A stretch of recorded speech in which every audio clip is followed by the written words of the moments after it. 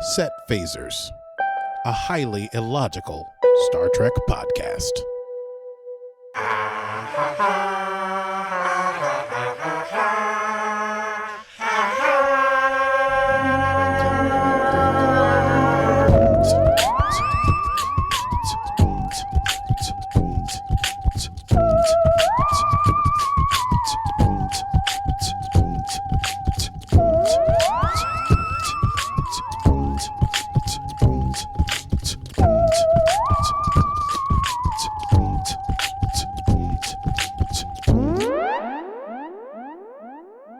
Hello, Mr. Bamise. How are you? Hello. Oh, I'm quite well, Stevie. And how do you do? I do well.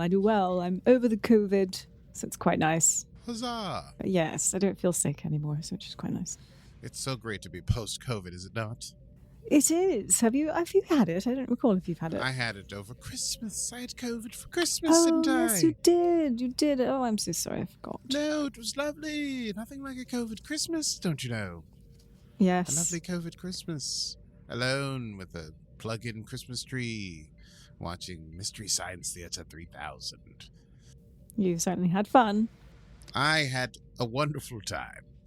I ate lots of peanut butter. And I hope you're having a wonderful time out there, dear listeners. Yeah, that's right. I call it a segue. You are listening to Set Phasers, a highly illogical Star Trek podcast hosted by Stevie Manns and myself. And today is Stardate 418704.1. And we're talking about Star Trek Strange New Worlds, Season 1, Episode 9, the penultimate episode of the season. And what an episode it was. Oh my God.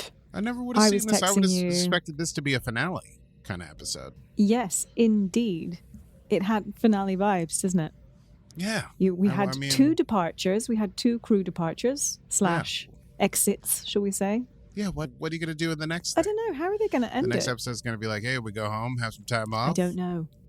Pike grows his beard. Anyway, before we get into the episode, we got to handle a little business. Yes, join us on patreon.com/setphasers for much fun and goody goodness with Akie and myself. Akie, we need to do a Zoom hang. When should we do that? End of July? Before the 24th? very end of July when I go back on tour. But yes, sometime during July. And we will plan for the end of July to do a Zoom hang with our patrons, or Patreons. And you can only do that, of course, by going to patreon.com/setphasers and becoming a patron of ours. And we will also give you behind-the-scenes access to all things Star Trek that we have. You can have early access to the audio episodes as they go up onto the publishing platforms before they go to the general public. And yes, and of course, access to these video episodes live, which no one else ever gets. So you get to see all of the magic. Who doesn't want this? And you get to see Akie. I'm wearing a Star Trek t-shirt. Oh, yes, you are. No bow tie. Look at that. No bow tie. Practically undressed. So patreon.com/setphasers to join us for that.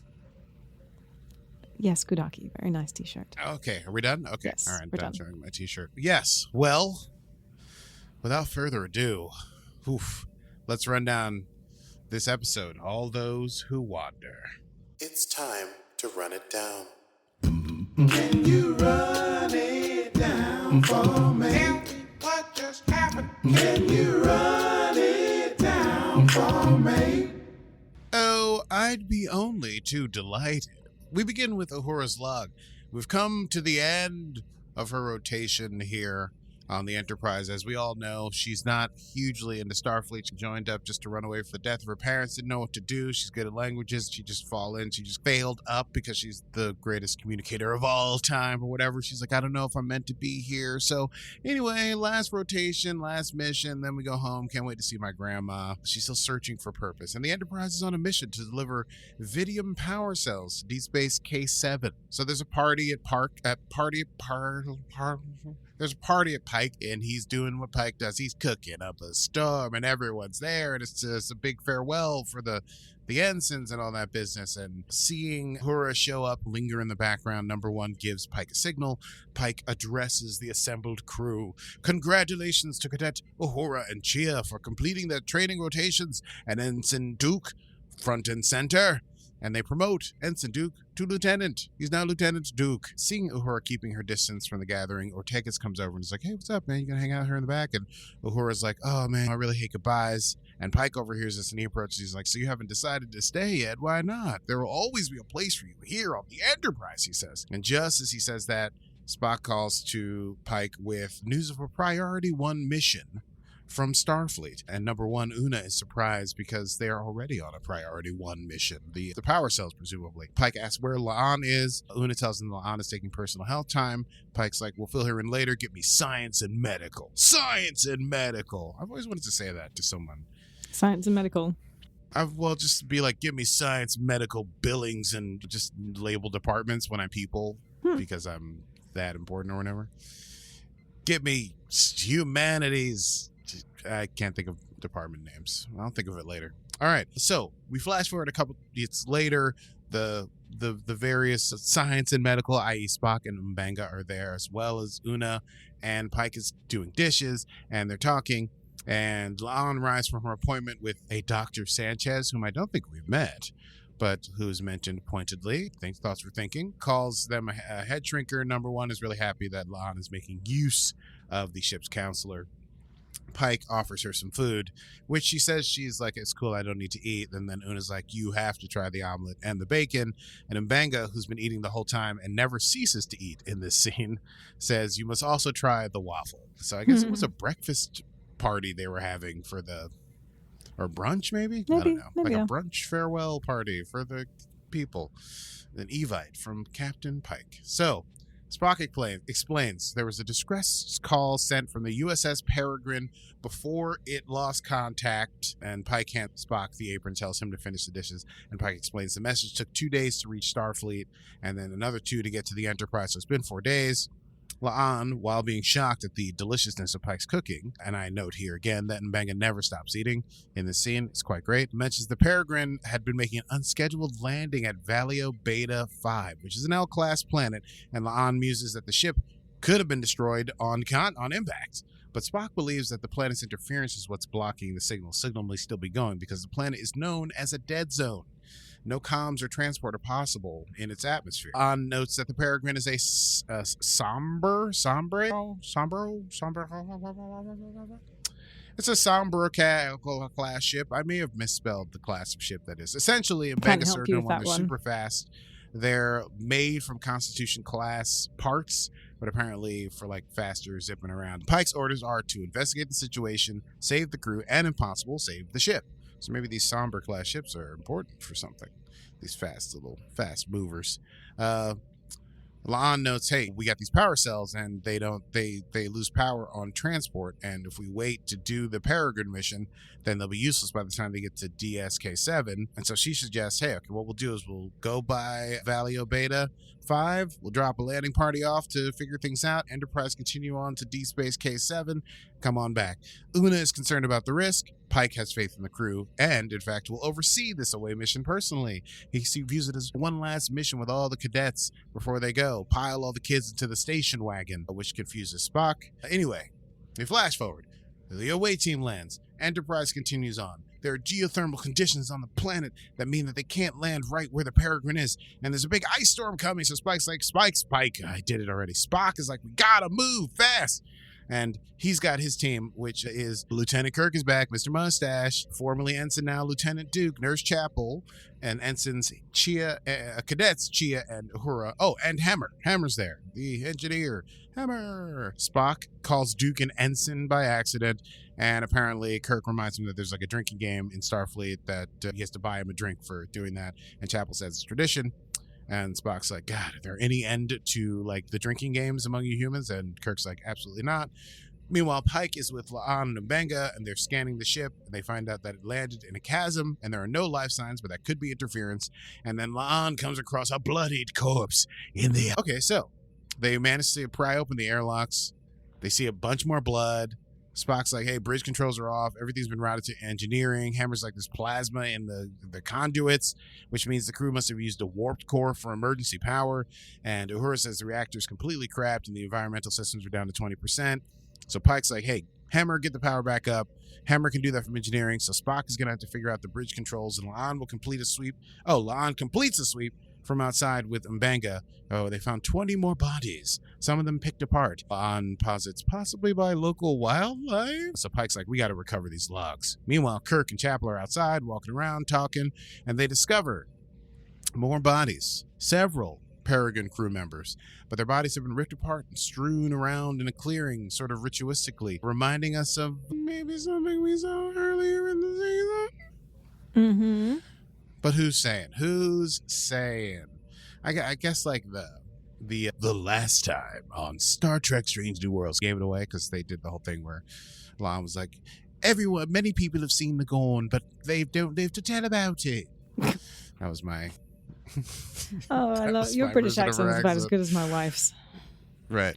She sounds like Dick Van Dyke. I know she says Hello, GORN. would you like a cup of tea? Would you like a cup of tea? I just know that La'an says GORN. GORN. The GORN. Okay, GORN. The GORN. The GORN. Plenty of people have seen the GORN. If they live to tell about it, have they? Plenty of people have seen the GORN. Few have lived to tell about it. Plenty of people have seen the GORN, love, but few have lived to tell about it. Oh, fuck. Innit? Love. Why? Governor.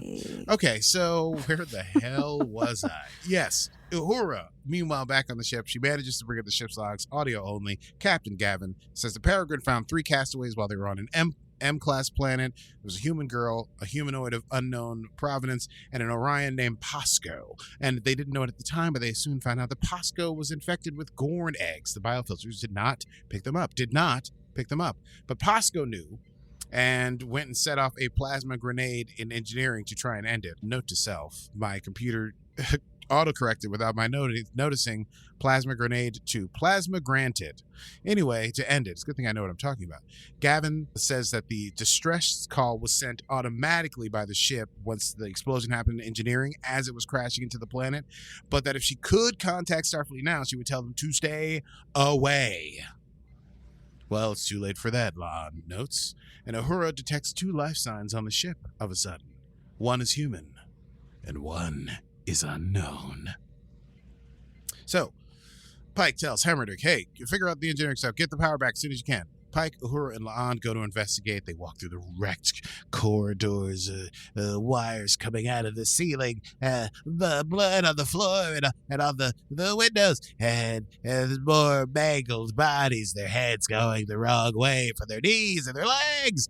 And they are confronted when they get to the place where they saw the 2 life signs by a green-skinned humanoid with some sort of pitchfork stun spear or something. And he's like, wah, wah, and the language, they can't, it's nothing, Universal Translator's not getting it. Uhura doesn't know what it is, but Uhura thinks that that humanoid might be protecting someone or something, as there were 2 life signs. So when Pike and La'an lower weapons, the humanoid allows them to enter into the room it had been protecting from, and that's where they find the young human girl mentioned in the log. Meanwhile, Spock goes to sickbay, needing supplies for Duke. Lieutenant Duke apparently burned himself in one of the EPS conduits, and he doesn't see the logic in Duke asking him to go for the medical supplies instead of coming to seek treatment himself. But Nurse Chapel is there, and she says, oh, that's just because Duke made rank, and now he's trying to act tough. It's like, hey, go get the stuff. I'm going to keep working or whatever. And Spock notes that it is pride, that one of those flawed human emotions, pride. And Chapel's like, oh yeah, well, I've heard that Vulcans have a, quote, hidden primal, to which Spock is like, yeah, we got that, but we use logic so that we don't succumb to it because it's very dangerous for us, all our emotions to come out. Foreshadowing. And Chapel says, of course, it's good to get mad sometimes, fully not understanding the psychology of Vulcans. But whatever. Let's see what happens. I'm sure it won't be a mess. I'm sure it'll be fine. Working to restore power, Uhura and Hemmer are talking, and Uhura mentions that she'll miss Hemmer when she leaves, and Hemmer thinks, it's nonsense. Oh, I only noticed this in the second rewatch. Hemmer says, oh, that's nonsense. People have a tendency to come back around in Starfleet. Now, I don't want to get ahead of ourselves, but I assume everyone who's watching this is not watching it at the same time that they're listening to this episode. They all know what happened to Hemmer at the end. Do you think, possibly, Hemmer might be saying that he might come back around in Starfleet? Leaving it open. Okay, all right. Anyway, Hemmer says... So we have some news in which there was an interview with Bruce Horak So I can give you some more information on what he might have meant about that. Yes, well, we'll see. Okay, so Uhura, not sure. Says she doesn't have the purpose in life like he does. Hammer has his purpose, which is to fix broken things. And she feels that she's been drifting. And she says, I have trouble making friends. And Hammer's like, you don't have trouble making friends. You're great at making friends. You just don't want to make friends because you think that by pushing people away, you won't have to deal with the hurt of losing them or being hurt by them. But he tells her, it's worth the hurt. You gotta trust me, baby. Just like the lesson we learned in Picard Season 2. Meanwhile, Chapel and Mbenga examine the castaways. The girl's name is Oriana, and she calls the humanoid Buckley. Laan enters and is like really interrogating. She's like, these medical scans, so what if they're clean? You tell us, are you infected with the GORN eggs? And he's like, you knew that there were eggs. How didn't you tell everybody? And do you know where the rest of the GORN eggs are? And tell us, because she has a history with the GORN. And Mbenga shuts her down. And he's like, hey, stop interrogating my daughter. Oops, my patient. Got emotional there. He tells Laan, go be useful elsewhere. Meanwhile, Pike, in some sort of command area, has conducted a scan of the ship, and he's like, it's clean. It's just us and the two castaways and no GORN, I don't think. Laan enters and says that, hey, listen, check this out. See, Oriana was logged as missing 2 years ago. She believes these 3 castaways are survivors from a GORN from a GORN breeding planet. And she says GORN harvest their young sporadically, so whatever came out of SCO or whatever was probably alone, but they could still be in a dangerous shape. And Pike's like, ooh, calm her down, but we can run security sweeps. We've got to warn the crew immediately. Mbenga enters as Pike leaves, and he apologizes for his outburst. He's like, hey, this whole thing about Sopranos singing and you feel the emotions and blah, blah, blah, blah. And he's like, hey, you experienced the GORN, and this young girl, Oriana, experienced the GORN. You could be the one to help her truly get past just surviving and start to live her life. If you can help her see the light. Meanwhile, in sickbay, Buckley is looking ill. He's breathing heavy. He's sweating a lot, profusely. Chapel notices that on his arms and on his neck, he's got weird blood veins or something. And so she's like, we should do another scan based on the scan we took from before, because he's looking very different right now. And she asks Chia to help. Buckley begins to moan and writhe. Cadet Chia is underneath the biobed for some reason. Oriana, seeing what's going on, seems to know what's going on, runs and hides around the corner, covering her mouth on a different cot. Buckley shudders, screams, yells, blah, blah, blah, blah. Hatchlings leap out of Buckley's body. One immediately jumps towards Cadet Chia and just severs her neck. She falls down dead. More hatchlings jump out of Buckley, 4 in total, but 2 of them attack each other, and one of them gets killed by the other one. And as this happens, Nurse Chapel, seeing that, jumps on the table and activates the containment shield. Meanwhile, Mbenga is treating Duke's wound elsewhere in the ship, and he's like, hey, all seems well. You didn't have to. And Duke's like, no, almost not, man. And Mbenga's like, hey, man, could have been much worse. We don't have to amputate. We just treated the wound. Everything's going to be fine. And Duke's like, yeah, you're right. I'm a lieutenant now. Everything's probably going to be sweet, super cool, pretty great once I get us all off this planet. And he's standing in front of a Jeffries tube, and 2 hatchlings run down the Jeffries tube and tear into Duke, not killing him instantly, but slowly dragging him away, screaming. And Pike's like, oh, snap. We got to tell the rest of the crew immediately that everything has gone poorly. Meanwhile, back in sickbay, Chapel is whispering for Oriana. She deactivates the shield. She makes her way around the room. She doesn't see Oriana anywhere. She's startled by movement, only to find that it's Laan.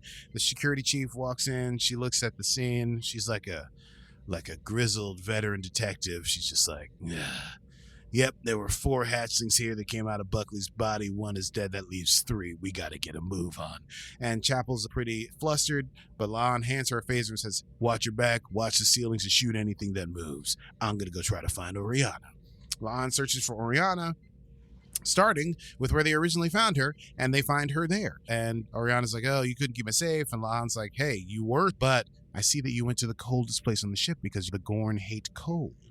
And Laan's like, I would have hidden in such a place myself. Oriana recalls how the crew of the Peregrine had tricked the GORN into going outside, but then the GORN were back now. So Laan assures Oriana, hey, listen, it's my job to keep people safe. And this crew can do anything, even defeat the GORN.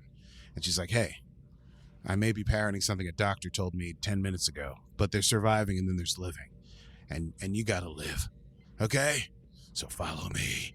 Meanwhile, in engineering, Hammer and Uhura have completed the repairs. It's another win for, what does she call it? Team Hamhora. Hammer's like, hey, you do the honors. Uhura hits the button. She brings the power back up. But then an alarm sounds. They hear movement. Hammer's uncertain what it is, but he smells blood, human blood, in sickbay. Pike is like, oh, the power's back. Hammer must have made progress. And Kirk's like, oh, God, everything's happening here. We're going to end up being a lizard chow, and we got to make a run for the shuttles. And Spock's like, oh, no, that ice storm that I was talking about from before, it's happening probably right about now.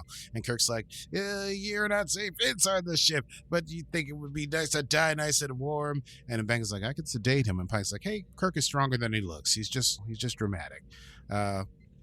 Spock is able to get the internal comms working, and Pike sends a ship-wide thing telling everyone to regroup in sickbay as soon as possible. But meanwhile, in engineering, one of the Gorn hatchlings leaps through, only to be killed and eaten by a much bigger one. Suddenly, huge, like large dog size. They were went from tiny little They grow fast. canary size. They grow, fast. That was like 5 minutes. Anyway, that's what they do. They're Gorn, baby. They're gone. Solid gone. Uhura is like, we got to make a run for it. But Hammer senses, knows that the Gorn is going to go for Uhura. So he pushes her out of the way. It spits on her, and he takes the brunt of it. It's like some kind of acid spit or something. He's like, ah! But then, just as the Gorn is about to attack and take them down, a phaser shot causes the Gorn to retreat. Whew. Man, I'm getting sweaty just remembering this episode. Okay, Mbenga back. They all get back to sickbay, right? They're like, okay. And Mbenga's like, hey, I looked at the post-mortem on the one Gorn that we found here, and the genetic makeup makes them invisible to our sensors. And the Spock is like, oh, the ducts in the Gorn's mouth are probably for expelling some sort of venom. And Hammer enters at that point. He's like, hell yeah, and it hurts. And Spock's like, oh, it's probably a method to blind their prey, something that makes the Hammer go like, not the best target. Pike asks Hammer about telepathy, if that could help them try to find them, and Hammer's like, no, they have some sort of psychic barrier. And Spock is like, man, that's pretty impressive. They have just evolved to have all this in their genetic coding, making them impossible to track, easier to be prey, which causes Kirk to be upset, and he calls Spock a pointy-eared computer, and there's a little bit of a fight. And then Pike is like, hey, stop arguing. We need to focus on the mission. And Hammer says, hey, we fixed almost everything except for navigation, and so we're basically done here. And so Pike's like, all we got to do is deal with the Gorn, and then we can get out of here. He asks La'an what she wants to do. She's like, the hatchlings have begun molting. They're not yet fully mature. There's 2 left, and those are going to be the smartest and strongest ones, and they're going to be angry at each other. And she's like, we got to kill them now, because we don't have a chance against, all of us don't even have a single chance against a single adult. So Pike's like, well, we can work together. That's our advantage. The fact that these 2 Gorn are going to hate each other is a disadvantage for them. Mbenga points out that the younglings were too fast to hump, so they need to make like a choke point, a thermopylae, if you will, a hot gates, a 300 situation.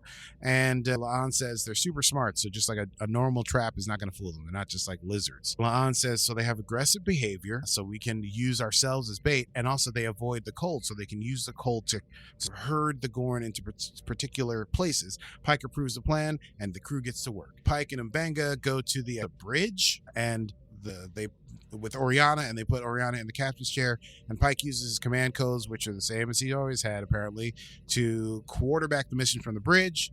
The temperature begins to decrease, except for a warm area in one of the cargo bays where Spock and Hammer are waiting. And at that point, Spock asks Hammer if he's okay to do what he must do, and Hammer is like, I will do what I must. Don't you worry about me. Uhura, in one of the corridors, reports that one of the Gorns has spotted her. She shoots a shot. It attracts its attention. She breaks into a run. Pike is monitoring the progress. He's blasting cold air into the transporter room just as Kirk seals the door. And Kirk says, like, hey, Uhura, you really are good at everything. Detects that it went to the vent system and warns Spock, who has that stun fork. I don't know what to call it. And Spock uses a bunch of bursts. It shoots. It doesn't just stun if you hit it, shoots, which is cool. Pew pew. And he uses that to try and get the attention, but the Gorn is not interested in that. And La'an is like, you have to make it angry. You must fight it, Spock. So Spock's like, oh, okay, cool. I'll just let the rage that's always in my thoughts into my heart, and everything will be right. He screams. He runs down the corridor. He's banging things with the thing. He's blinded by rage. And then suddenly Pike realizes there's two Gorn, and they're trying to box Spock in. And so Spock is pulled into a door, and Kirk grabs him by the collar to get him. And he returns to a sort of calm, but he looks a little bit rattled. They're trapped, and the two Gorn are trapped, and they're beginning to turn on each other. And so they're fighting. And Lon's like, okay, they're going to fight now. And whoever wins will be the smartest, strongest one, the alpha. And once it's dead, then we can all go home. But she tells Hemmer, it's coming your way. Oh, no, she's coming his way, and then she steps into its way. She gets out there, and she's talking to her, and she's like, come on, you want to fight me? And she throws her phaser down. She's shouting the challenges, saying she's unarmed, and she's like, come on and fight. And then the Gorn looks up, and it starts to charge her, and it's about the size of like a small dog. And La'an breaks into an all-out run toward the cargo bay. So Hemmer puts himself in a thing with the window closed thing, and La'an runs. She gets into the cargo bay, that's like the warm place in the ship, and jumps into, I guess they're I don't know what they are, cargo pods. It's a weird shaped cargo area, and she pulls the door closed behind her, and the Gorn jumps on top and starts to almost break the composite glass, and she shouts at Hemmer, do the thing, and then Hemmer activates some sort of thing, and they blast the Gorn with super cold air. Oh boy. It's still screaming and scratching as this is happening. Anyway, La'an emerges from the pod. She finds the Gorn frozen, and she's like, oh, God, what's happening? The Gorn is frozen solid and picks up a bar, and she smashes the Gorn, killing it. And then the crew is like, oh, everything, we did it great. Hooray! But then Hemmer emerges from the pod looking pretty sick, and La'an realizes, oh, not all the Gorn are gone. Because Hemmer, when he got spit on, got infected with eggs, and so he's like, I have locked everyone out of engineering, and I'm going to walk out into the cold and protect all of you by letting myself die. And Uhura's like, no, behind the door, and they try to override it, and Spock is upset, but they can't do anything about it. And La'an watches him go, and he walks outside into the cold air. It glistens and blows on his face, and he's like, God, feels good, just like Andoria. And then he falls off the mountain into the chasm below. Whew. He says, he gives one last little piece of advice to Uhura. He's like, hey, open yourself up. Make friends. You're going to love it. Later on, the Enterprise leaves. They've come back from their mission. They've got the Peregrine in tow, and there's a memorial service for the 3 lost crew people, Chia, Dookie Duke, and Hemmer, and everyone is talking about how they feel. Ortegas makes some truly wonderful comments, as does Uhura, about the last thing that she learned. But we see also that Chapel's looking at Spock, and Spock is looking angry, and he's fist in his hands, and he leaves abruptly, and Chapel follows, and Spock punches one of the corridor relays, and he's like, I let something in and I can't control my anger. You shouldn't do. And Chapel's like, no, it's fine. You're just feeling upset. And he's like, it's making me weak. And she's like, no, it makes you human. And she hugs him. They look into each other's eyes deeply. And then without a word, Spock walks away. Finally, in Pike's quarters, La'an reports that, hey, I found Oriana's family, I don't know. They live outside of Federation space, but I need to get her to them, and I am requesting a leave of absence. And he's like, even if I said no, I bet you'd go. She's like, you're right. But as she leaves, she says, thank you for everything, Captain. No, Chris. And then the final scene is Uhura, having made up her mind perhaps to stay, walking onto the bridge and looking at the communications station. And here endeth my rundown of Season 1, Episode 9. Whoa, All Those Who Wander. what an episode. Let's chat about that. I say, darling, let's do a quick chat about that. Yes, let's do. Yes, indeed. What an episode. There's a lot to talk about. Poor Hemmer. I was so devastated that he left. Or was killed off.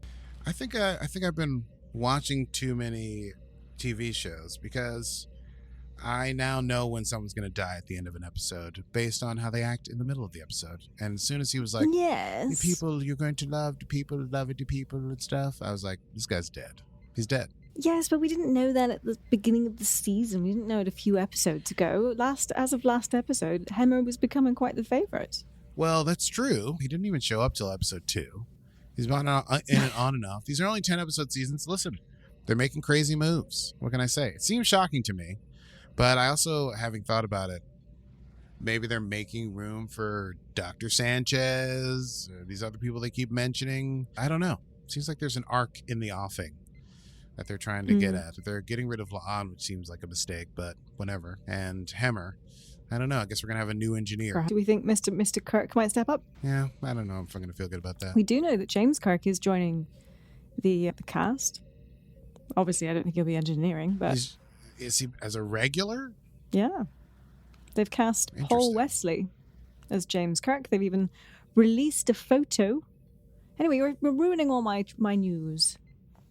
Oh, well, it's you. You're the one mentioning it. Anyway, I think it's cool. Yeah, obviously we still haven't seen a full-grown GORN, so they're really trying to stretch out this GORN scary stuff.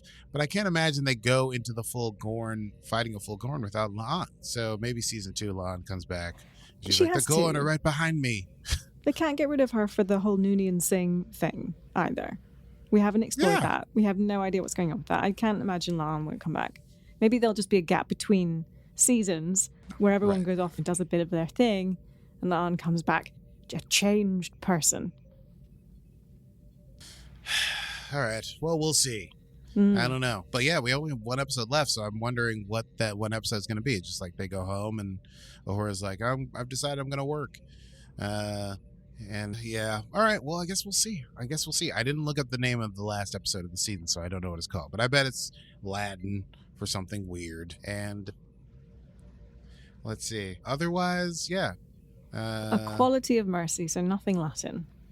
The Quality of Mercy. I bet they kicked around some Latin, though. They were probably like, Qualiatio et Merci. Discovery did a lot of Latin. I don't think Strange New Worlds has done all that much Latin.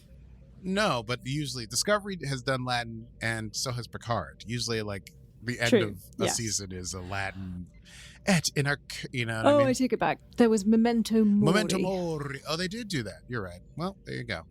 Those nerds. Stupid nerds. Okay. Well, I don't know. We're gonna have much more to talk about, I guess, when the season is wrapped and we know what there's gonna be loose hanging threads. Some with Chapel and Spock probably, and T'Pring. Will he break up with T'Pring? Break up with T'Pring. They're totally into each other. Yes, we know that eventually, but it's not gonna be. You think it's gonna be this soon? Just they've been together for a year or something.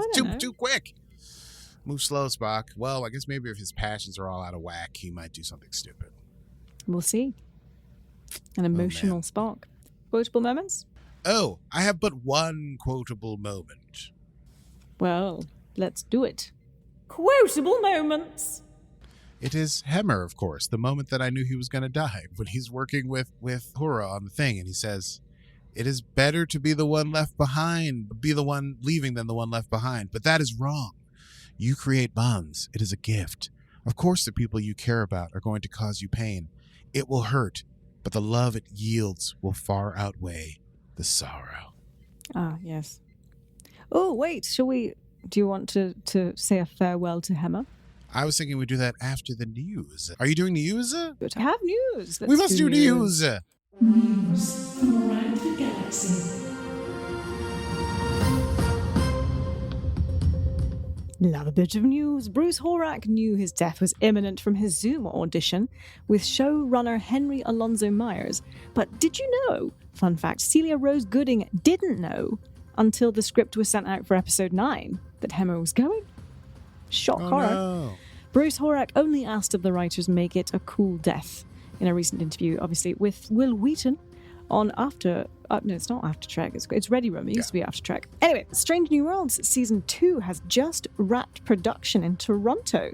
Producer-director Chris Fisher confirming in a tweet on July 1st. This is how current we are, Akie. We are so current. Also, we do know, I think, from April, when a teaser photo was released, that Paul Wesley from Vampire Diaries will be playing James Kirk in the new season. So we shall see. I wonder how, if what do you call it? Batons will be set up to be passed between Pike and Kirk. Who knows? Mike McMahon has been speaking about Season 3 of Lower Decks, and he has confirmed that the beloved Peanut Hamper, our favourite exocomp, will be returning in Season 3. Mike McMahon also indicating that more Trek aliens will be fleshed out in upcoming seasons. Who knows? Star Trek Mission Chicago in April also teased a role-playing game with the Lower Deckers, where the Lower Deckers welcome to my hell. which the lower deckers will be getting into.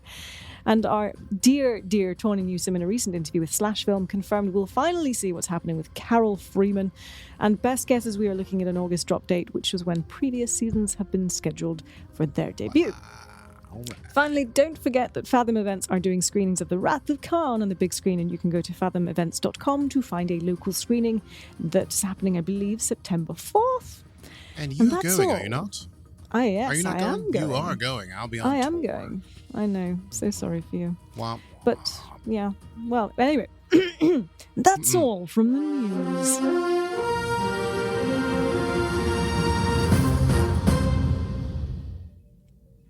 Love my news segments.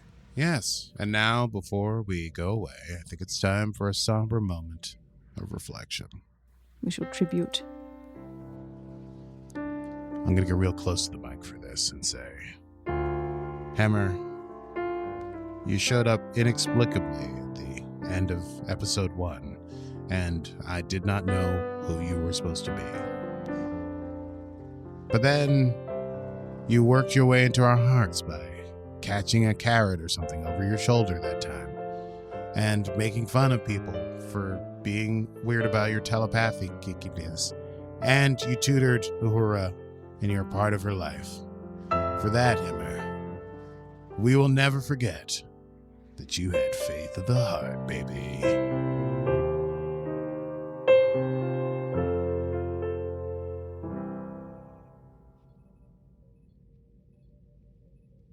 Lieutenant Hammer. Lieutenant Hammer. Oh, next time. Hammer. Next time. Reporting for duty. Next time. On Set Phasers. Next time on Set Phases, we'll be talking about the season finale of Star Trek: Strange New Worlds. It's Strange New Worlds. That's what season finale. Yes, That's how you pronounce it. I thought you forgot that.